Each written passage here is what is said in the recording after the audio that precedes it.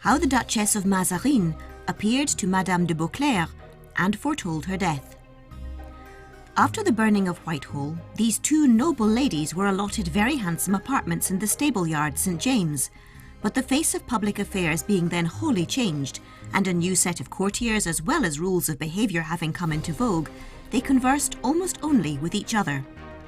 About this time it was that reason first began to oppose itself to faith, or at least to be set up against it by some who had an ambition to be thought more penetrating than their neighbours. The doctrine soon spread, and was too much talked of not to be frequently a subject of conversation for these two ladies. And though I cannot say that either of them was thoroughly convinced by it, yet the specious arguments made use of by persons of high reputation for their learning had such an effect on both as to raise great doubts in them concerning the immateriality of the soul and the certainty of its existence after death. In one of the serious consultations they had together on this head, it was agreed between them that, on whichever of them the lot should fall to be called first from this world, she should return, if there was a possibility of doing so, and give the other an account in what manner she was disposed of. This promise, it seems, was oft repeated, and the Duchess happening to fall sick, and her life being despaired of by all about her, Madame de Beauclaire reminded her of what she expected from her, to which her Grace replied she might depend upon her performance. These words passed between them not above an hour before the dissolution of that great lady, and were spoken before several persons who were in the room, but at that time they were far from comprehending the meaning of what they heard. Some years after the Duchess's decease, happening in a visit I made to Madame de Beauclaire, to fall on the topic of futurity, she expressed her disbelief of it with a great deal of warmth, which a little surprised me, as being of quite a contrary way of thinking myself, and had always, by the religion she professed, supposed her highly so. I took the liberty of offering some arguments which I imagined would have been convincing to prove the reasonableness of depending on a life to come, to which she answered that not all that the whole world could say should ever persuade her to that opinion, and then related to me the contract made between her and her dear departed friend, the Duchess of Mazarin.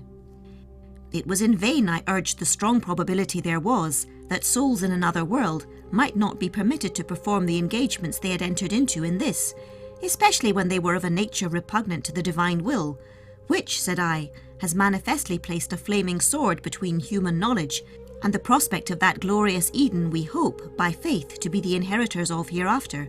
Therefore, added I, her Grace of Mazarin may be in possession of all those immense felicities which are promised to the virtuous, and even now interceding that the dear partner of her heart may share the same, yet be denied the privilege of imparting to you what she is, or that she exists at all.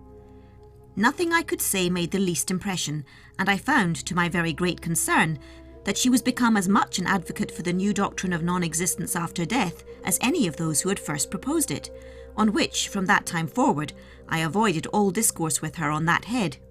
It was not, however, many months after we had this conversation that I happened to be at the house of a person of condition, whom, since the death of the Duchess of Mazarin, Madame de Beauclaire had the greatest intimacy with of any of her acquaintance. We were just set down to cards, about 9 o'clock in the evening, as near as I can remember, when a servant came hastily into the room and acquainted the lady I was with that Madame de Beauclaire had sent to entreat that she would come that moment to her, adding that, if she desired ever to see her more in this world, she must not delay her visit. So odd a message might very well surprise the person to whom it was delivered, and not knowing what to think of it, she asked who brought it, and being told that it was Madame de Beauclaire's groom of the chambers, ordered he should come in, and demanded of him if his lady were well, or if he knew anything extraordinary that had happened to her, which should occasion this hasty summons, to which he answered that he was entirely incapable of telling her the meaning.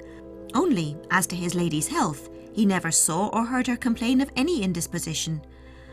"Well then," said the lady, a little out of humour, "I desire you'll make my excuse, as I really have a great cold, and am fearful the night air may increase it, but tomorrow I will not fail to wait on her very early in the morning." The man being gone, we were beginning to form several conjectures on this message of Madame de Beauclaire, but before we had time to agree on what might be the most feasible occasion, he returned again, and with him Mrs. Ward, her woman, both seeming very much confused and out of breath. "Oh, madame," cried she, "my lady expresses an infinite concern that you refuse this request, which she says will be her last. She says that she is convinced of not being in a condition to receive your visit tomorrow, but, as a token of her friendship, bequeaths you this little casket containing her watch, necklace and some other jewels, which she desires you will wear in remembrance of her." These words were accompanied with the delivery of the legacy she mentioned, and that, as well as Mrs. Ward's words, threw us both into a consternation we were not able to express. The lady would fain have entered into some discourse with Mrs. Ward concerning the affair, but she evaded it, by saying she had left only an undermaid with Madame de Beauclaire, and must return immediately, on which the lady cried all at once, "I will go with you. There must be something very uncommon certainly in this." I offered to attend her, being, as well I might, desirous of getting some light into what at present appeared so mysterious. In fine, we went that instant, but as no mention was made of me, and Madame de Beauclaire might not probably be informed I was with the lady when her servant came, good manners and decency obliged me to wait in a lower apartment, unless she gave leave for my admittance. She was, however, no sooner informed I was there than she desired I would come up. I did so, and found her sitting up in bed, and in my eyes seemed in as perfect health as ever she had been. On our inquiring if she felt any inward disorder within herself, which should give room for the melancholy apprehensions her message testified, she replied in the negative. "Yet," said she with a little sigh, "you will soon, very soon behold me pass from this world into that eternity which I once doubted, but am now assured of." As she spoke these last words, she looked full in my face, as it were to remind me of the conversation we frequently had held together on that subject. I told her I was heartily glad to find so great a change in her lady's sentiments, but that I hoped she had no reason to imagine the conviction would be fatal, which she only answered with a gloomy smile,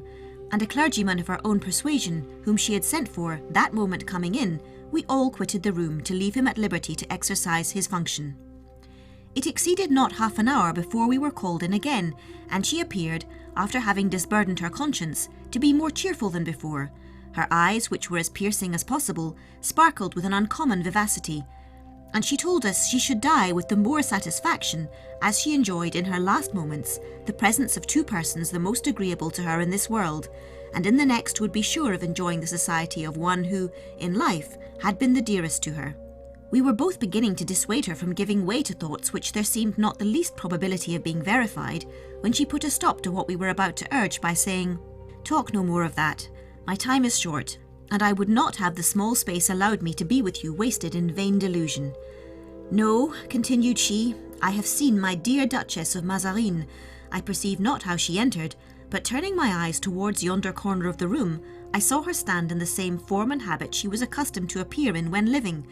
Vain would I have spoke, but had not the power of utterance. She took a little circuit round the chamber, seeming rather to swim than walk, then stopped by the side of that Indian chest, and looking on me with her usual sweetness. 'Beauclaire,' said she, 'between the hours of 12 and 1 this night you will be with me.' The surprise I was in at first being a little abated, I began to ask some questions concerning that future world I was so soon to visit, but on the opening of my lips for that purpose, she vanished from my sight, I know not how. The clock was now very near striking 12, and as she discovered not the least symptoms of any ailment, we again aimed to remove all apprehensions of a dissolution. But we had scarce begun to speak when, on a sudden, her countenance changed, and she cried out, 'Oh, I am sick at heart!' Mrs. Ward, who all this while had stood leaning on her chair, applied some drops, but to no effect. She grew still worse, and in about half an hour expired, it being exactly the time the apparition had foretold.